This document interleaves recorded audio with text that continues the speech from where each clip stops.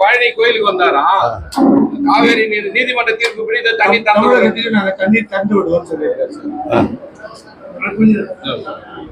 என்ன அதுக்கு போய் எக்கச்சக்கமா தண்ணி தான் போயிட்டு இருக்கு.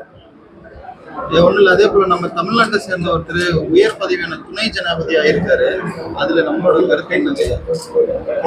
எனக்கு நம்ம தமிழ்நாட்டை மட்டும் இல்லை, எனக்கு ரொம்ப நாளாக வேண்டிய ஒரு நண்பர். எனவே அவர் அந்த பதவிக்கு வந்ததுக்காக என் மனமார்ந்த வாழ்த்துக்களை ராதாகிருஷ்ணன் தெரிவித்துக் கொள்கிறேன். ஒரு தமிழராக அங்கே போயிருக்கிறப்ப அவருடைய செயல்பாடு எப்படி இருக்குன்னு நாம் எதிர்பார்க்கிறோம். செயல்பட்ட பிறகு தான் தெரியும் நான் யோசினா எப்படி இருக்குன்னு சொல்றது. இதுக்கு முன்ன இருந்தவங்க வந்து தமிழ்நாட்டுக்கு எதிரான மசோதாக்கள், இதுக்கு முன்னாடி இருந்தவங்க தமிழ்நாட்டுக்கு எதிரான மசோதாக்களை ஆதரிச்சாங்க, ஆதரவான மசோதாக்களை எதிர்த்தாங்க. அட்லீஸ்ட் இவராச்சும் தமிழ்நாட்டு நலன் சார்ந்து செயல்படுவார்னு எதிர்பார்க்கலாங்களே. அவருக்கு என்ன தமிழ்நாட்டுக்கு வந்துட்டு போகுது, அவர் மேல்தமையினுடைய தலைவர் அவ்வளோதான். அவரால் இருக்குதா?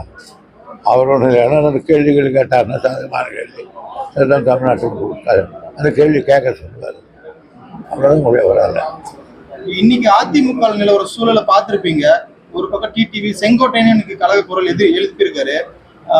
எம்ஜிஆர் கிட்ட இருந்து வந்தவர் நீங்க. எம்ஜிஆர் அதிமுகவை பார்த்துட்டு இப்ப இருக்கிற அதிமுகவை பார்த்துக்கப்ப என்ன சொல்றீங்க? நான் என்ன சொல்றேன், அவங்க கட்சி அவங்க கட்சி விவகாரத்தில் நம்ம தலையிட தயாராக இல்லை. ஏன்னா அவங்களே ஒரு சார்பை சொன்னா திமுகவோட வேலைன்னு சொன்னாங்க. அதனால இந்த கேள்வி இது மாதிரி அக்கப்போர் எத்தனையோ பேர் சொல்லிக்கிறோம். அதெல்லாம் நெக்லெக்ட் பண்ணிட்டு போனோம் வரும். இதுக்கெல்லாம் பதில் சொல்லிட்டு தேவையில்லை. தாமிரபரணி ஆத்த முழுவதுமா மாசுபடுத்தின பொறுப்பு திமுகவை சாரும். தாமிரபரணி ஆத்த திமுக தலைமுழுக்கிடுச்சுன்னு நயினார் கண்டனம் தெரிவிச்சிருக்காரு. நயினார் புது பதவிக்கு வேகமாக இருக்காரு. அவர் சட்டசபையில் எப்படி இருந்தாருன்னு எங்களுக்கு தெரியும். அதே போல எமர்ஜென்சியை குறிப்பிட்டு ஸ்டாலின் அங்கிள் இப்போ மக்கள் உங்களை அப்பா அப்பான்னு கூப்பிடுறாங்க, இப்போ மக்கள் கதறது உங்களுக்கு கேட்கலையா அப்படின்ட்டு 1977 எமர்ஜென்சி குறிப்பிட்டு இப்போ திமுக ஆட்சி நடந்துட்டு இருக்குன்னா தாவேகா தலைவர் விஜய் பகிரங்கமா குற்றம் சாட்டுறாரு. கொள்கை எதிரி பாஜக, அரசியல் எதிரி திமுக, இவங்க ரெண்டு பேரையும் நான் கட்டுப்படுத்துவேன் அப்படின்றாரு. எமர்ஜென்சியை குறிப்பிடுறாரு. சார் இப்போ நடந்துகிட்டு இருக்க ஆட்சியை, அதாவது ஒரு சிஎம் அங்கிள்னு கொடுத்ததே ஒரு பெரிய பிரச்சனையா சர்ச்சையா இருக்கு. ஸ்கிரீனுக்கு பின்னால் நின்று பேசிக்கிட்டு இருக்காரு.